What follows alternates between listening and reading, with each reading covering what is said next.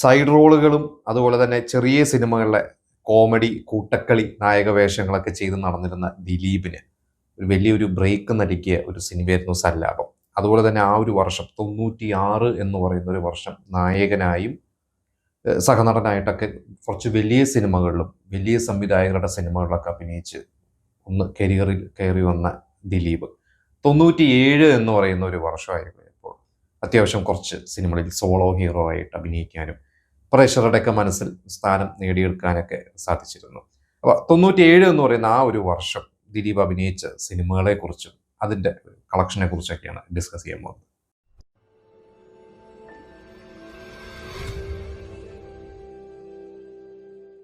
96 Christmas സീസണിൽ അന്ന് ജയറാമിൻ്റെ കളിവീട് എന്ന് പറയുന്ന സിനിമയുണ്ടായിരുന്നു. മമ്മൂട്ടിയുടെ ഉദ്യാനപാലകൻ എന്ന സിനിമയുണ്ടായിരുന്നു. അതിനോടൊപ്പം തന്നെ ദിലീപിൻ്റെ ഈ പൊഴിയും കടന്ന്, കമൽ എന്ന തൻ്റെ ഗുരുനാഥൻ്റെ സിനിമയിൽ നായകനായിട്ട് അഭിനയിക്കുന്നു. മഞ്ജു വാര്യർ ഹിറ്റ് നായിക ദിലീപിൻ്റെ മുമ്പ് സല്ലാപത്തിൽ അഭിനയിച്ച് മഞ്ജു വാര്യരായിട്ട് അഭിനയിക്കുന്നു. ആ ക്രിസ്മസ് സീസണിലെ ഒരു വിന്നർ ഈ പൊഴിയും കടന്ന് തന്നെയായിരുന്നു. അതിനുശേഷം 97 എന്ന് പറഞ്ഞ വർഷം ദിലീപിന് കുറേ കൈനിറ സിനിമകൾ കിട്ടിയിരുന്നു. അതിലൊരു സിനിമയായിരുന്നു മന്ത്രമോതിരം. മന്ത്രമോതിരം എന്നുള്ള സിനിമ ഇന്നത്തെ ജനറേഷന് പെട്ടെന്ന് സിനിമയുടെ പേര് പറഞ്ഞാൽ കിട്ടില്ല. പക്ഷെ അതിലെ ചില സീനുകൾ, പ്രത്യേകിച്ച് അതിൽ വിസില് വിഴുങ്ങുന്ന ദിലീപിൻ്റെയും കലാഭൻ മണിയുടെ ഒക്കെ തൊണ്ടയിൽ വിസില് കുടുങ്ങുന്ന ഒരു സീന്. അതുപോലെ തന്നെ ഈ അടുത്ത് ഞാനൊരു ഒരു സീൻ കണ്ടിരുന്നു. മാമുക്കോയ അതിൽ ഒരു നാടകം ചെയ്യുമ്പോൾ അതിലൊരു നമ്പൂതിരി വേഷം, ഒരു രാജാവിൻ്റെ വേഷമോ അതോ മുനിയായിട്ടോ അങ്ങനെ എന്തോ, ഞാൻ മറന്നുപോയി എക്സാക്ട്ലി. എന്നിട്ട് മുസ്ലിം ഭാഷ സംസാരിക്കണം. മാമുക്കോയുടെ ആ ഒരു ശൈലിയൊക്കെ നമുക്കറിയാം. അപ്പൊ ആ ഒരു സീൻ, അതുപോലെ തന്നെ കലാഭവൻ മണി കള്ളൂടി നിർത്താനായിട്ട് ധ്യാന കേന്ദ്രത്തിലോ അവിടെ കൊണ്ട് അമ്മയെ ഫിലോമിന നിർത്തുന്നതും, അവിടെ വെച്ച് പള്ളിയിലച്ഛനായ ഒടിയൽ ഉണ്ണികൃഷ്ണൻ ചില ഡയലോഗ് പറയുമ്പോൾ തിരിച്ചൊരു തഗ് ഡയലോഗ് അടിക്കുന്നൊക്കെ. അപ്പൊ ആ സിനിമയൊക്കെ ഈ പറയുന്ന മന്ത്രമോദരം എന്ന് പറയുന്ന സിനിമയായിരുന്നു. ശശി ശങ്കർ എന്ന് പറയുന്ന സംവിധായകൻ ദിലീപിനെ വെച്ച് ആ ഒരു കാലഘട്ടത്തിൽ ചെയ്ത സിനിമയാണ്. പിന്നീട് ആ ശശിശങ്കറാണ് ദിലീപിന്റെ കരിയറിലെ ഒരു മികച്ച 5 കഥാപാത്രങ്ങൾ എടുത്തു കഴിഞ്ഞാൽ അതിലൊരു കഥാപാത്രമായ കുഞ്ഞിക്കൂനൻ നൽകിയത്. ആ ശശിശങ്കറിന്റെ സിനിമയായിരുന്നു മന്ത്രമോദരം. ബെന്നി പി നായരമ്പലായിരുന്നു അതിന്റെ സ്ക്രിപ്റ്റ് എഴുതിയിരുന്നത്. നല്ല രസമുള്ള സിനിമയായിരുന്നു. അത് തമാശ മാത്രമല്ല, നല്ല ഫാമിലി ഇമോഷൻസ് ഉള്ള സിനിമയായിരുന്നു. നെടുമുടി വേണു ദിലീപിന്റെ അച്ഛനായിട്ട്, മന്ത്രിയായിട്ട് വേഷം, ഫ്രണ്ടായിട്ട് കലാഭൻ മണി, പിന്നെ NF വർഗീസ്, അങ്ങനെ ഒരുപാട് പേരുണ്ട് ആ ഒരു സിനിമയിൽ. അത് അത്യാവശ്യം നന്നായിട്ട് ഓടിയ ഒരു, ഭയങ്കര ബ്ലോക്ക് ബസ്റ്റർ എന്നല്ല പറയണത്, പക്ഷെ തരക്കേടില്ലാതെ ചെറിയ ഒരു ബഡ്ജറ്റിലൊക്കെ ചെയ്ത സിനിമ എന്ന രീതിയിൽ ഓടിയ ഒരു സിനിമ തന്നെയായിരുന്നു. പിന്നെ ഒരു പ്രധാനപ്പെട്ട ഒരു സിനിമയായിരുന്നു ഉല്ലാസ പൂങ്കാറ്റ്. ഉല്ലാസ പൂങ്കാറ്റ് വിനയൻ എന്ന സംവിധായകൻ. വിനയൻ നമുക്കറിയാം, മുമ്പ് കല്യാണ സൗഗന്ധികം, ദിലീപിന് 96 കല്യാണ സൗഗന്ധികം എന്ന് പറയുന്ന ഒരു ഹിറ്റ് കൊടുത്ത സംവിധായകനാണ് വിനയൻ. മറ്റൊരു സിനിമ ദിലീപിന് വെച്ച് ചെയ്തു. ഉല്ലാസ പൂങ്കാറ്റും അത്യാവശ്യം തരകടില്ലാത്ത ഓടിയ ഒരു സിനിമ, നല്ല രസമുണ്ട്. ദിലീപ്, മോഹിനി കാസ കാലഘട്ടത്തിൽ ഒരുപാട് സിനിമകൾ ദിലീപ് നായികയുടെ അഭിനയിച്ചിട്ടുണ്ട്. പിന്നെ തിലകൻ നല്ലൊരു ഫൺ ക്യാരക്ടറാണ്. മണിയമ്പിള്ള രാജു, കലാഭവൻ മണി, ജയപല്ലാശ്ശേരിയുടെ സ്ക്രിപ്റ്റാണ്. നല്ല രസമുള്ള സിനിമയാണ്. എനിക്ക് എക്സാക്ട്ലി അത് ഏത് മാസമാണ് ഇറങ്ങി ഓർമ്മയില്ല. പക്ഷെ കഥാനായകൻ സിനിമ തിയേറ്ററിൽ ഓടിക്കൊണ്ടിരിക്കുന്ന സമയത്ത് ഈ പറയുന്ന ഉല്ലാസ പൂങ്കാറ്റും തിയേറ്ററിലുണ്ട്. കാരണം കഥാനായകൻ തൃശ്ശൂർ സ്വപ്ന തിയേറ്ററിലും ഉല്ലാസ പൂങ്കാറ്റ് രാഗം തിയേറ്ററിലുമായിരുന്നു.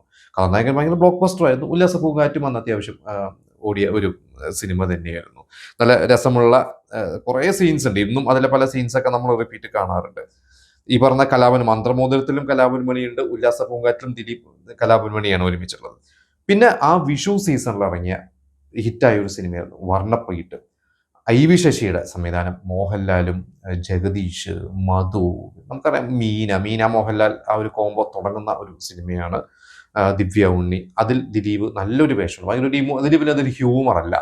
അത് ദിലീപ് അതിനു മുമ്പ് ചെയ്ത സിനിമകൾ വെച്ച് നോക്കുമ്പോൾ ദിലീപിന് കുറച്ചൊരു ഇമോഷണൽ ഒരു സിനിമയാണ്. ഒരു പാവം ക്യാരക്ടറാണ് ദിവ്യ ഉണ്ണിയുടെ ഭർത്താവായിട്ടും. നമുക്ക് കണ്ടിറങ്ങുമ്പോൾ നമുക്കൊക്കെ ഒരു പാവം തോന്നുന്ന ഒരു ക്യാരക്ടറാണ്. ഒരു ഈ പറഞ്ഞ ദിലീപിന്റെ ഒരു സിനിമ എന്ന് പറയാൻ പറ്റില്ല. പക്ഷെ ദിലീപിന് ആ ഒരു മെയിൻ സ്ട്രീം സിനിമയിൽ ദിലീപ് അന്ന് അങ്ങനെ സെലക്ട് ചെയ്തു. അതാണ് ദിലീപിന്റെ ഒരു ബ്രില്യൻസ്. സല്ലാപം ചെയ്തുകൊണ്ടിരിക്കുന്ന സമയത്ത് തന്നെയായിരുന്നു സ്വപ്നലോകത്തെ ബാലഭാസ്കർ എന്ന സിനിമയിൽ ജയറാമിന്റെ ഡ്രൈവറുടെ വേഷം ചെയ്തത്. ദിലീപിന് അത് ഗുണം ചെയ്തിട്ടുണ്ട് സിനിമ. അതേപോലെ തന്നെയായിരുന്നു വർണ്ണപ്പകിട്ട്, ഒരു മെയിൻ സ്ട്രീം സിനിമ എന്ന് പറഞ്ഞു കഴിഞ്ഞപ്പോൾ ദിലീപ് അതും സെലക്ട് ചെയ്ത് അഭിനയിച്ചൊരു സിനിമയായിരുന്നു. പിന്നെ കുടമാറ്റം, സുന്ദരദാസ്, സല്ലാപം ചെയ്ത സുന്ദരദാസ് ദിലീപിന് കൊടുത്ത ഒരു സിനിമ തന്നെയായിരുന്നു. അത് ശരിക്കും സല്ലാപം കഴിഞ്ഞിട്ട് സല്ലാപത്തിൽ അഭിനയിക്കേണ്ടിയിരുന്ന നടനായിരുന്നു ബിജു മേനോൻ. പക്ഷെ ബിജു മേനോൻ അന്ന് മറ്റു ചില തിരക്ക് കാരണം സല്ലാപം ചെയ്യാൻ പറ്റാത്തതുകൊണ്ടാണ് ആ വേഷം മനോജ് കെ ജയൻ ചെയ്തത്. പിന്നീട് ബിജു മേനോൻ തന്നെ സുന്ദർദാസിന്റെ അടുത്ത് പറഞ്ഞാണ് ഇനി നിങ്ങൾ അടുത്തൊരു സിനിമ ചെയ്യുമ്പോൾ എന്നെ വിളിക്കണം, ഞാൻ വരണം. അങ്ങനെയാണ് ബിജു മേനോൻ കുടമാറ്റത്തിൽ അഭിനയിച്ചത്. പക്ഷെ കുടമാറ്റത്തിൽ നമുക്ക് ദിലീപിനെ നായകനെന്ന് വിളിക്കാൻ പറ്റുമോ അറിയില്ല. കാരണം നായകനാണ്, കാരണം മഞ്ജു വാര്യരുടെ പെയറാണ്. മഞ്ജു വാര്യരുടെ ചേട്ടനായിട്ട് വിജയരാഘവന്റെ ഒരു ക്യാരക്ടർ ഉണ്ട്. വിജയരാഘവൻ നല്ലൊരു സ്ട്രോങ് ക്യാരക്ടറാണ്. എനിക്കൊണ്ട് 3 പേരെ നമുക്ക് തുല്യം എന്ന് വേണമെങ്കിൽ പറയാം. ദിലീപിനാണ് നായികയുള്ളത്. എങ്കിലും ദിലീപിന്റെ ഒരു സോളോ സിനിമ നമുക്ക് പറയാൻ പറ്റില്ല. പക്ഷെ കുടമാറ്റം വന്ന് സല്ലാപത്തിന്റെ ഒരു വിജയം കുടമാറ്റത്തിന് കിട്ടിയില്ല. അതങ്ങനെ വലിയൊരു വിജയം അല്ലാതെ പോയി, ഫ്ലോപ്പ് അല്ല എന്ന് തോന്നുന്നു. എനിക്ക് അതിന്റെ എക്സാക്ട് കണക്കറിയില്ല. പക്ഷെ അത് സൂപ്പർ ഹിറ്റ് അല്ല കുടമാറ്റം എന്ന സിനിമ. പിന്നെ മാനസം എന്ന് പറയുന്ന ഒരു സിനിമയുണ്ട്. അതൊരു CS സുധീഷ് എന്ന് പറഞ്ഞ പുതിയൊരു സംവിധായകനാണ്. അത് ഭയങ്കര ഒരു സീരിയസ് സിനിമയാണ്. അതൊരു ബിജു മേനോനും ദിലീപും ശ്രീവിദ്യയും കാവേരിയാണ് അതിൽ നായികയായിട്ട്, ദിലീപിന്റെ നായികയായിട്ടുള്ളത്. ലാൽ ജോസ് അതിന്റെ അസോസിയേറ്റ് ഡയറക്ടർ ആയിരുന്നു എന്നാണ് എൻ്റെ ഒരു അറിവ്. ലാൽ ജോസിന് ആ സിനിമയെ കുറിച്ചൊക്കെ പലപ്പോഴും പറഞ്ഞിട്ടുണ്ട്. ആ ഒരു സിനിമ അന്ന് തിയേറ്ററിൽ വലിയ ഒരു ചലനമൊന്നും ഉണ്ടാക്കിയ ഒരു സിനിമയല്ലായിരുന്നു. പിന്നെ കല്യാണ പിറ്റേന്ന്, അത് മെയ് മാസമാണ്, 97 മെയ് മാസമാണ് തിയേറ്ററിൽ എത്തുന്നത്. അതാണ് അത്യാവശ്യം ഓടിയൊരു സിനിമയായിരുന്നു കല്യാണ പിറ്റേന്ന്. കാരണം മുകേഷും ദിലീപും ഒരു ഈക്വൽ ഇമ്പോർട്ടൻസിലാണ്. മുകേഷൊക്കെ അന്ന് ദിലീപിനെക്കാട്ടും വളരെ സീനിയർ ആയിട്ടുള്ള ഒരു നായകനാണ്. അതായത് ഒരു ഈക്വൽ ഇമ്പോർട്ടൻസിൽ ദിലീപിനെ ഒരു വേഷം കെട്ടി ദിലീപ് പൂണ്ട് വിളയാടിയിട്ടുണ്ട്. ജഗതി ശ്രീകുമാർ, മച്ചാൻ വർഗീസ്, ചിലപ്പോൾ നിങ്ങളൊക്കെ സിനിമ കണ്ടിട്ടുണ്ടോ? അതിൽ ജഗതിയുടെ ബ്രോക്കർ ഗണപതി ചേട്ടൻ എന്ന് പറഞ്ഞ ഒരു കഥാപാത്രമൊക്കെ നല്ല രസമുള്ള ഒരു സിനിമ തന്നെയായിരുന്നു. ആ മെയ് സീസണിലാണ് ഇറങ്ങിയത്. അത്യാവശ്യം ഹിറ്റായ ഒരു സിനിമ തന്നെയായിരുന്നു. പിന്നെ കളിയൂഞ്ഞാല് 97 ഓണം സീസണിലാണ് ഇറങ്ങുന്നത്. അന്ന് ചന്ദ്രലേഖയോടൊപ്പമാണ് ആ ഒരു സിനിമ ഇറങ്ങുന്നത്. കുറേ സിനിമകൾ ഉണ്ടായിരുന്നു ഒന്ന് തിയേറ്ററിൽ, അതിനോടൊപ്പമാണ് കളിയൂഞ്ഞാൽ ഇറങ്ങിയത്. ചന്ദ്രലേഖ ഭയങ്കര ബ്ലോക്ക് ബസ്റ്ററായി. കളിയൂഞ്ഞാൽ അങ്ങനെ വൻ ഹിറ്റല്ല, പക്ഷെ ഹിറ്റ് സ്റ്റാറ്റസ് നേടിയ ഒരു സിനിമ തന്നെയായിരുന്നു. മമ്മൂട്ടിയുടെ അനീതി ശാലിനിയുടെ ഭർത്താവായിട്ട് നിങ്ങളെല്ലാവരും കണ്ടിട്ടുണ്ടോ സിനിമ? ഈ പറഞ്ഞ പോലെ കുറച്ചൊരു ഇമോഷണൽ സാധനമാണ്. ദിലീപിന് ഒരു ഹ്യൂമർ മാത്രമല്ല, ഭയങ്കര സീരിയസും ഇമോഷൻസും. ശരിക്കും ദിലീപിനൊക്കെ ആ ഒരു ടൈമിൽ ദിലീപിന് കിട്ടിയ ഒരു ഭാഗ്യം തന്നെയായിരുന്നു, മമ്മൂട്ടിയുടെ ഒപ്പം തന്നെ അങ്ങനത്തെ ഒരു ക്യാരക്ടർ കിട്ടുക എന്ന് പറയുന്നത്. ഇളയരാജയുടെ സോങ്സും നല്ല ഹിറ്റ് സോങ്സ് ആയിരുന്നു. അനിൽ ബാബു ഒന്ന് ഹിറ്റ് ഡയറക്ടറാണ്. നല്ല ഒരു സിനിമ തന്നെയായിരുന്നു. ദിലീപിനൊരു ഗുണം ചെയ്ത ഒരു സിനിമ തന്നെയായിരുന്നു കളിയൂഞ്ഞാല്. പിന്നെ നീ വരുവോളം എന്നുള്ള സിനിമ, ഈ പറഞ്ഞ സിബി മലയിലെ, അതിനു മുമ്പ് സിബി മലയിലെ സിനിമയിൽ ചെറിയൊരു വേഷമൊക്കെ ചെയ്തിട്ടുണ്ട്. സിന്ധുരേഖ എന്നുള്ള സിനിമയിലൊക്കെ ദിലീപ് ചെയ്തിട്ടുണ്ട്. ഇതിൽ ഒരു നായകനായിട്ട് ചെയ്യുന്നു.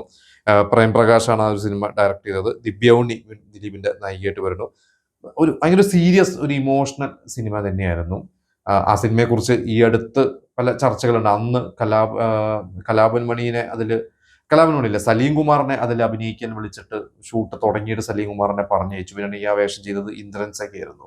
അപ്പോൾ സലീം കുമാർ വളരെ വിഷമിച്ചിട്ടാണ് അന്ന് ആ ലൊക്കേഷനിൽ പോയതെന്നൊക്കെ പറഞ്ഞിട്ടുണ്ട്. പിന്നീട് എനിക്ക് തോന്നുന്നു അതേ പ്രൊഡക്ഷൻ കൺട്രോളും അതേ പ്രൊഡ്യൂസറൊക്കെ പിന്നീട് സലീം കുമാറിനെ അഭിനയിപ്പിച്ചിട്ടുണ്ട്.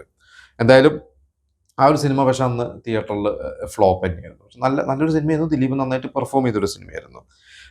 പിന്നെ മായപ്പൊന്മാൻ എന്ന സിനിമ, തുളസീദാസ് വീണ്ടും ദിലീപ് കലാഭവൻ മണി കൂട്ടുകെട്ടിൽ നല്ല രസമുള്ള ഒരു സിനിമയായിരുന്നു. മോഹിനി ഒക്കെ ആയിട്ട് അഭിനയിച്ച, അതിൽ ജഗതിയുടെ നല്ല ഒരു ക്യാരക്ടറുണ്ട്. ജഗതി എനിക്ക് തോന്നുന്നു അതിലൊരു ആൽബം സോങ്സ് ഒക്കെ ചെയ്യുന്ന ഒരു പോലീസ് ഓഫീസറായിട്ടുള്ള ഒരു കഥാപാത്രമാണ്. ഭയങ്കര ഫണ്ടാണ്. ഇന്നും നിങ്ങൾ അതിൽ സീൻസും കാര്യങ്ങളൊക്കെ കണ്ടിട്ടുണ്ടാവും. മായപ്പൊന്നാൻ അങ്ങനെ വലിയൊരു വിജയം എന്ന് പറയാൻ പറ്റില്ല, പക്ഷെ ഇതിൽ തരക്കേടില്ലാത്ത, അന്ന് ഈ പറഞ്ഞ പോലെ തന്നെ ഉല്ലാസ പൂങ്കാറ്റൊക്കെ ഓടിയ ഒരു സിനിമ തന്നെയായിരുന്നു മായപ്പൊന്മാൻ. എന്തായാലും ഇത്രയും സിനിമകളാണ് 97 എന്ന് പറയുന്ന ഒരു വർഷം ദിലീപിന്റെ ഇറങ്ങിയത്. ഇതിൽ നമുക്കതിനെ ദിലീപിന് ഒരു വലിയൊരു ബ്ലോക്ക് ബസ്റ്റർ ഒന്നും പറയാൻ പറ്റില്ല. പക്ഷെ എങ്കിലും ദിലീപിന് ഒന്നും അങ്ങനെ ഒരു എന്ന് പറയാവുന്ന, അല്ലെങ്കിൽ വളരെ മോശം എന്ന് പറയാവുന്ന സിനിമകളൊന്നല്ല. ഈ പറഞ്ഞ മാനസവും നീ വരുവോളും ഒക്കെ അന്ന് പരാജയപ്പെട്ടു തിയേറ്റർ. എങ്കിൽ പോലും ദിലീപിന് ഈ പറഞ്ഞ മെയിൻ സ്ട്രീം കുറെ സിനിമകളുടെ ഭാഗം, പ്രത്യേകിച്ച് മോഹൻലാലിന്റെ കൂടെ വർണ്ണപ്പകിട്ട് എന്ന് പറഞ്ഞ സിനിമ, അത് മമ്മൂട്ടിയുടെ കൂടെ കളിയൂഞ്ഞാൽ, എനിക്കൊന്ന് മോഹൻലാലിനായിട്ട് അതങ്ങനെ അതിന്റെ കോമ്പിനേഷൻ സീൻസ് ഒന്നും ഇല്ലാന്ന് തോന്നുന്നു. എനിക്കൊന്ന് ഒരു ഷോട്ടിലെന്തോ വന്നു പോകുന്നുള്ളൂ എന്ന് തോന്നുന്നു. കളിയൂഞ്ഞാലിൽ നല്ല ഒരു മമ്മൂട്ടിയുടെ കൂടെ അഭിനയിക്കാൻ പറ്റി. പിന്നീട് മമ്മൂട്ടിയുടെ കൂടെ മേഘം എന്ന് പറഞ്ഞൊരു സിനിമയും, പിന്നെ നമുക്കറിയാം ഒരുപാട് സിനിമകൾ, പിന്നെ കമ്മത്ത് പോലത്തെ സിനിമകളൊക്കെ ചെയ്തിട്ടുണ്ട്. ഇതൊക്കെയാണ് 97 എന്ന് പറയുന്ന ഒരു വർഷം. ഇതിൽ നിങ്ങൾ പല സിനിമകളും തിയേറ്ററിൽ പോയി കണ്ടിട്ടുണ്ട്. എനിക്ക് തോന്നുന്നു ഇതിൽ എക്സാക്ട്ലി എനിക്ക് തോന്നുന്നു വർണ്ണപ്പകിട്ട് അങ്ങനെ 1-2 സിനിമകൾ മാത്രമേ തിയേറ്ററിൽ പോയിട്ടൊന്ന് കണ്ടിട്ടുള്ളൂ. ബാക്കി സിനിമകളൊക്കെ പിന്നീട് അന്ന് കാസറ്റൊക്കെ ഇറങ്ങുന്ന, നമുക്കറിയാവുന്ന കാസറ്റാണ്, DVD അല്ല, കാസറ്റ് ഇറങ്ങി കണ്ടിട്ടുള്ള സിനിമകളൊക്കെയാണ്. എല്ലാം എനിക്ക് ഭയങ്കര റിപ്പീറ്റായിട്ട് കാണുന്നത്. എനിക്കിതിൽ എൻ്റെ ഒരു ഫേവറേറ്റ് എന്ന് പറയുന്നത് കല്യാണ പിറ്റേന്നാണ്. ഞാൻ ഇന്നും കാണുന്ന ഒരു സിനിമ, ഇപ്പോഴും ഇടയ്ക്ക് സീൻസൊക്കെ കാണുന്ന കല്യാണ പിറ്റേന്നാണ്. അപ്പോൾ ഇതൊക്കെയാണ് ഈ ഒരു സിനിമകളെ കുറിച്ചുള്ള എൻ്റെ അറിവുകളും എൻ്റെ ഓർമ്മകളൊക്കെ. നിങ്ങൾക്ക് ഇതിനെക്കാട്ടും കൂടുതൽ നിങ്ങൾക്ക് അറിവുകൾ ഉണ്ടാവാം, നിങ്ങൾക്ക് നിങ്ങളുടെ എക്സ്പീരിയൻസുകൾ ഉണ്ടാവാം. അതൊക്കെ നമുക്ക് ഷെയർ ചെയ്യുക.